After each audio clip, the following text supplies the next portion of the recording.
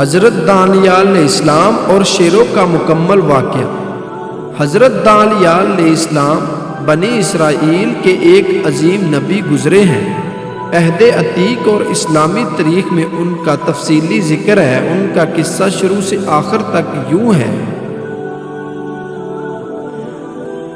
بابل موجود عراق کا ایک بہت بڑا ظالم بادشاہ جس کا نام بخت ناصر تھا، اس نے بیت المقدس پر حملہ کر کے اسے تباہ کیا اور وہاں سے ہزاروں نبی اسرائیل کے لوگوں کو قید کر کے بابل لے آیا۔ ان قیدیوں میں حضرت دانیال علیہ السلام بھی شامل تھے جو اس وقت نوجوان تھے۔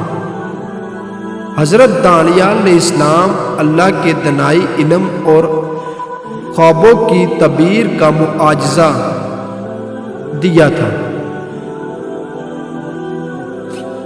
بادشاہ کے دربار میں کچھ حاسدین اور بت پرست وزار تھے جو حضرت دانیال علیہ السلام کی بڑھتی ہوئی عزت سے جلتے تھے۔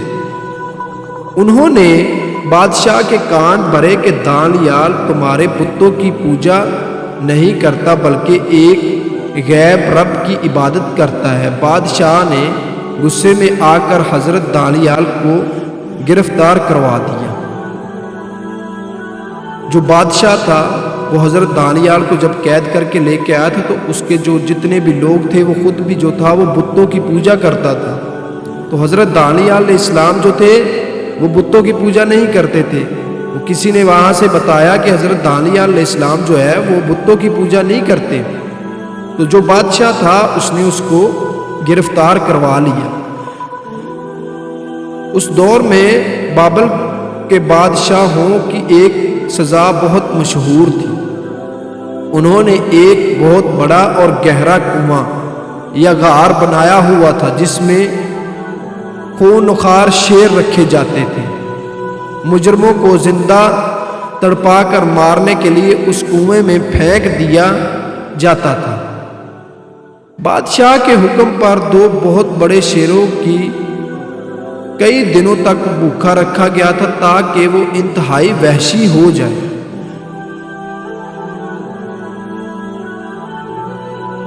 پھر پورے شہر کے سامنے حضرت دانیال علیہ السلام کو اس گہرے کنویں میں نیچے پھینک دیا گیا اور اوپر سے کنویں کا منہ ایک بھاری پتھر سے بند کر دیا تاکہ وہ باہر نہ نکل سکے۔ حاسدین خوش تھے کہ اب تک شیروں نے دانیال کی ہڈیاں بھی چبا لی ہوں گی۔ جب حضرت دانیال علیہ السلام کنویں کی تہہ میں پہنچے تو دونوں بھوکے شیر دباؤ کے ساتھ ان کی طرف لپکے، لیکن جیسے وہ اللہ کے نبی کے قریب پہنچے اللہ تعالیٰ نے ان شیروں کی وحشت اور بھوک کو سلب کر لیا، ختم کر دیا۔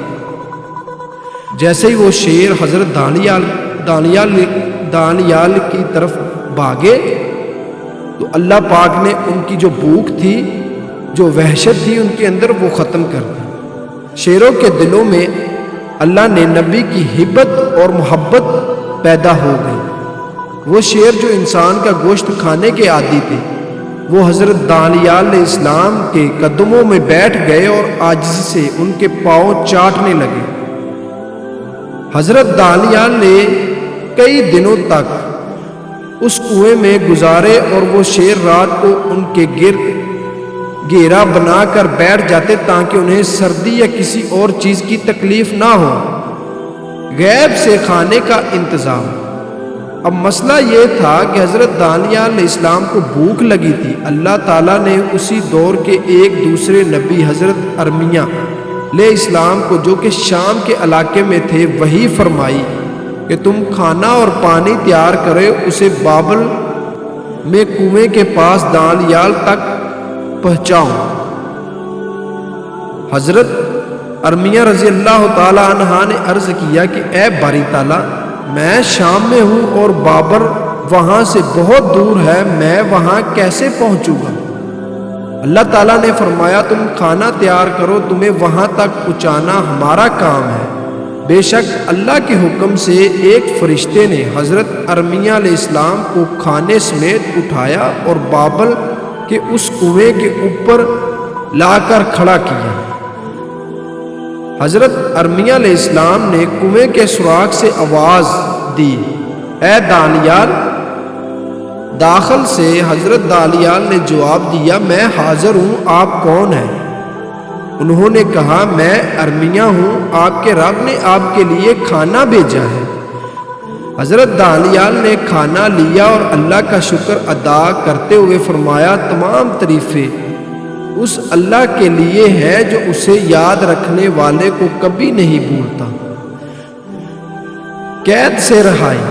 کچھ دنوں بعد جب بادشاہ اور اس کے وزیروں نے یہ دیکھنے کے لیے کنویں کا پتھر ہٹایا کہ ہڈیاں کہاں پڑی ہے، وہ یہ دیکھ کر دنگ رہ گئے کہ حضرت دانیال علیہ السلام بالکل صحیح سلامت بیٹھے ہیں۔ جو بادشاہ تھا دانیال علیہ السلام کو کنویں میں پھینکا تھا، وہ اور ان کے وزیر وہ کنویں کی طرف گئے اور پتھر اٹھایا اور وہاں پہ دیکھا کہ انہوں نے سوچا تھا کہ شاید اس کی تو ہڈیاں جو ہے وہ بھی ختم ہو گئی ہوں گی، تو دیکھا تو دانیال علیہ السلام جو ہے وہ کنویں میں بالکل ٹھیک بیٹھے ہوئے اور شیر ان کے سامنے بیٹھے ہوئے اور شیر ان کے سامنے سر جھکائے کھڑے ہیں۔ یہ معجزہ دیکھ کر بادشاہ خوف زدہ ہو گیا اور اس نے فوراً حضرت دانیال علیہ السلام کو باہر نکالنے کا حکم دیا۔ تو بادشاہ نے جب دیکھا کہ دانیال علیہ السلام جو ہے وہ بالکل صحیح بیٹھے ہوئے ہیں تو وہ دیکھ کر حیران ہو گئے۔ انہوں نے فوراً اپنے وزیروں سے کہا کہ اس کو باہر نکالا، کنویں سے باہر نکالا۔ تو بادشاہ نے حضرت دانیال علیہ السلام سے معافی مانگی اور انہیں دربار میں اعلیٰ مقام عطا کیا۔ پھر تو یہ واقعہ کچھ اس طرح سے ہے۔ اللہ پاک جو ہے وہ ہم کو عمل کرنے کی توفیق عطا فرمائے۔